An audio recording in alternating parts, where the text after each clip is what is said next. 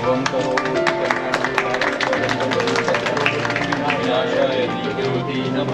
दीप ज्योति पर ब्रह्म आप करो दीपो हरद शिवा दीप ज्योति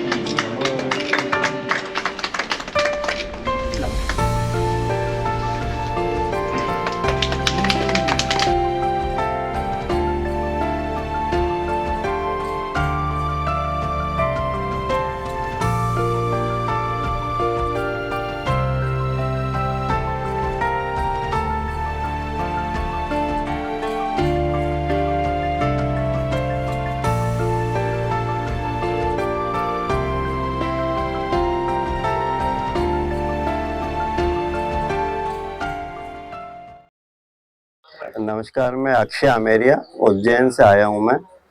मैंने एमएस यूनिवर्सिटी बड़ौदा से अप्लाइड आर्ट्स में डिग्री ली है और बहुत समय तक ग्राफिक डिज़ाइनिंग और ड्राइंग, पेंटिंग, फोटोग्राफी करी है मैंने। और कई जगह मेरे सोलो शोज़ भी हुए हैं, ड्राइंग्स, पेंटिंग्स, फोटोग्राफी के। और अहमदाबाद में ये पहला शो है मेरा, जिसमें मैंने टाइटल दिया लॉन लीनियर ड्राइंग्स हैं, मिक्स मीडिया में काम करा है इसमें मैंने। और क्योंकि मेरी प्रारंभिक स्कूली शिक्षा साइंस को लेकर हुई है, तो मैंने साइंस में आर्ट को ढूंढने की कोशिश करी है कि क्या हम साइंस या कॉमर्स में कला को ढूंढ सकते हैं क्या, क्योंकि कलाओं में तो आपस में अंतर संबंध होते ही हैं।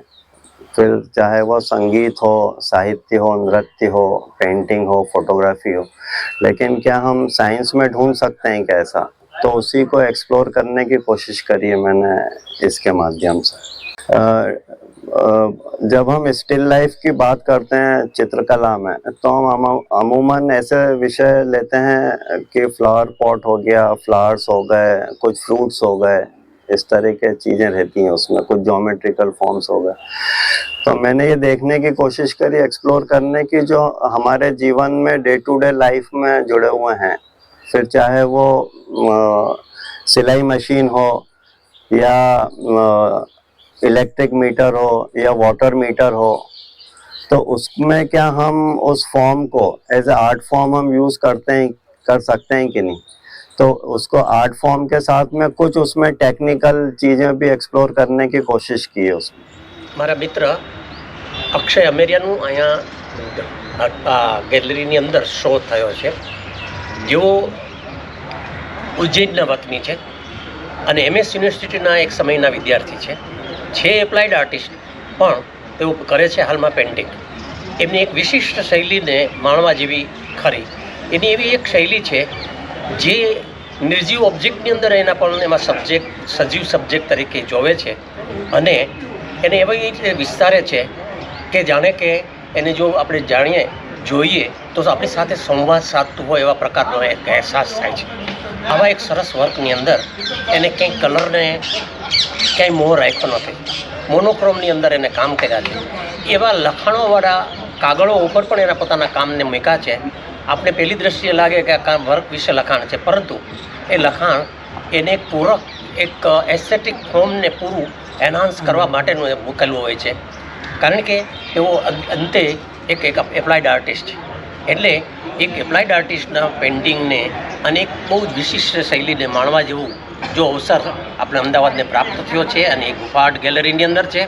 મારી એવી સૌને નમ્ર વિનંતી છે, એકવાર અવશ્ય આ ગુફા આર્ટમાં આવીને આ મિત્રના શોને માણશો તો તમને ચોક્કસ થશે કે દુનિયાની અંદર કેવા કેવા નવા પ્રયોગો ચાલી રહ્યા છે.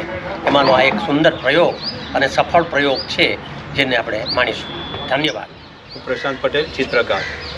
અમદાવાદની ગુફામાં અક્ષય આમેરિયા ઉજ્જૈનથી આવેલા છે. એમનો સાયન્સ સબ્જેક્ટ પર અહીંયા શો ચાલી રહ્યો છે.